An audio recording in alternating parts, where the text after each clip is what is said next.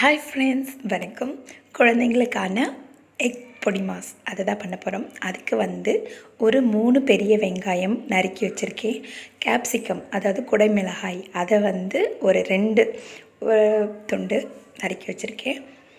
அதுக்கப்புறம் 5 முட்டை, கருவேப்பிலை ப்ளஸ் உப்பு, அப்புறம் தாளிப்புக்கு ஏற்ற சீரகம், அதுக்கு பிறகு கடுகு எல்லாமே இதில் அந்த குட்டி ஸ்பூனில் தான் போட போகிறோம். ஸோ உங்களுக்கு ஸ்பூன் சைஸ் பார்த்திங்கன்னா அரை ஸ்பூன் போடல வரும். ஒரு வானலியில் 3 ஸ்பூன் போல் எண்ணெய் விட்டுக்கோங்க.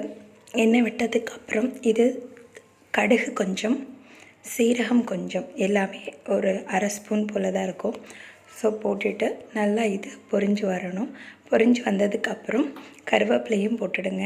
இடையில ஒன்று சொல்ல மறந்துட்டேன், பெப்பர் தூள் அதாவது மிளகுத்தூள், அதை இடித்து கூட போட்டுக்கலாம். நான் ஆல்ரெடி இடித்து வச்சுருக்கேன். இப்போ நல்லா கடுகு சீரகம் பொரிஞ்சிருச்சு. கொஞ்சமாக கருவேப்பிலையை ஆட் பண்ணிவிடுவோம். கருவேப்பிலையை போட்டதுக்கப்புறம் நம்ம கட் பண்ணி வச்ச வெங்காயமும் குடமிளகாவையும் போட்டுடுவோம். இது கூடவே இப்போது கொஞ்சமாக ஒரு அரை ஸ்பூன் இதுக்கு தேவையான அளவுக்கு உப்பு போட்டுடுங்க. ஏன் நான் குடமிளகாய் எடுத்திருக்கேன்னா பச்சை மிளகாய் எடுக்கலைன்னா, பச்சை மிளகாய் கொஞ்சம் காரம் ஜாஸ்தி. ஸோ குழந்தைங்க சாப்பிடாது. கேப்சிகம் குடமிளகாய் பசங்க நல்லா சாப்பிட்டுடுவாங்க இல்லையா, அதனால தான் இது எடுத்திருக்கோம். ஸோ இந்த மாதிரி குழந்தைங்களுக்கு பொடி மாஸ் பண்ணி கொடுங்க.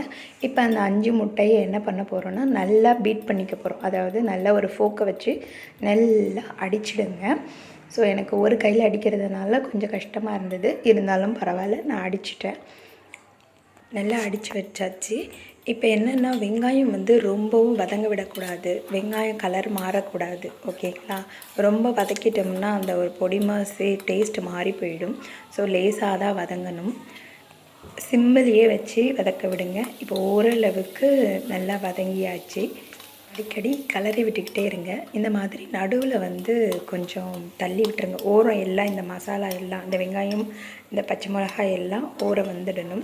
நடுவில் தான் இப்போ நம்ம இந்த முட்டையை ஊற்ற போகிறோம். ஸோ அதுக்கு முன்னாடி ஒரு 2 குழிக்கரண்டி போல் எண்ணெயை ஊற்றிடுங்க. அப்போ தான் முட்டை பொரிஞ்சு ரவுண்டாக அழகாக வரும். ஸோ இப்போ அதுக்குள்ளே முட்டையும் ஊற்றியாச்சு. முட்டை ஊற்றிட்டதுக்கப்புறம் என்ன பண்ணுறீங்கன்னா, வெங்காயத்தை அதுக்குள்ளே தள்ளாதீங்க, ஓரமாகவே இருந்துக்கட்டும். இது முழுக்க கேஸ் சிம்மில் வச்சு தான் சமைக்கணும். ஹை ஃப்ளேமில் வச்சிங்கன்னா கண்டிப்பாக கருகி போயிடும். அப்படி இல்லைன்னா முட்டை பொடி மாஸ் டேஸ்ட் மாறி போயிடும். ஸோ இந்த மாதிரி வச்சுட்டு மொத்த முட்டையும் ஊற்றியாச்சு. இப்போ ஒரு தட்டு போட்டு மூடி ஒரு 2 செகண்ட் மூடி எடுக்கலாம். இப்போ ஓப்பன் பண்ணி பார்ப்போம். ஸோ 2 செகண்ட் ஆகிடுச்சு. அப்புறமே இந்த முட்டையை கொஞ்சம் லேஸாக கலரை விடுங்க. ஏன்னா அடி பிடிச்சிடும். அதனால் லேஸாக நம்ம சிம்மில் தான் வச்சுருக்கோம் இல்லையா, ஸோ முழுக்க அடி பிடிக்காது. சும்மா இந்த மாதிரி கலரை விட்டிங்கன்னா முட்டை கொஞ்சம் ஓரளவுக்கு ஆம்லேட் சைஸ்க்கு வந்துடும். ஸோ அந்த ஸ்டேஜில் தான் பொடி மாசை நீங்கள் நல்லா மிக்ஸ் பண்ணிங்கன்னா செம்மையாக இருக்கும். திரும்பவும் மூடிடுவோம். ஒரு 2 செகண்டு தான். திரும்பவும் இப்போ பார்த்திங்களா ஆம்லேட் மாதிரி வந்துருச்சு இல்லையா. இந்த ஸ்டேஜில் தான் நம்ம வெங்காயம், இப்போ இந்த மசாலா எல்லாத்தையும் ஃபுல்லாக மிக்ஸ் பண்ண போகிறோம். இந்த ஸ்டேஜில் நீங்கள் மிக்ஸ் பண்ணிங்கன்னா தான் நல்லா எக் உருண்டையாக சூப்பராக இருக்கும். பொடி மாஸ் மாதிரி செம்மையாக இருக்கும். இப்படி இல்லைன்னா குழன்னு வெங்காயத்தோடு ஒட்டிக்கிட்டு இருக்கும். ஸோ இப்படி செஞ்சு பார்த்திங்கன்னா வெங்காயம் தனியாக வரும், முட்டை தனியாக வரும், கேப்சிகமும் தனித்தனியாக தெரியும், எல்லாமே நல்லா தனித்தனியாக தெரியும். ஸோ குழந்தைங்களும் விரும்பி சாப்பிடுவாங்க. எங்கள் வீட்டில் இதை நல்லா செம்மையாக சாப்பிடுவாங்க. திரும்பவும் 2 நிமிஷம் மூடி வச்சுட்டேன். பாருங்கள், இப்போ செம்மையான முட்டை பொடி மாஸ் செம்மையாகிடுச்சு பார்த்திங்களா.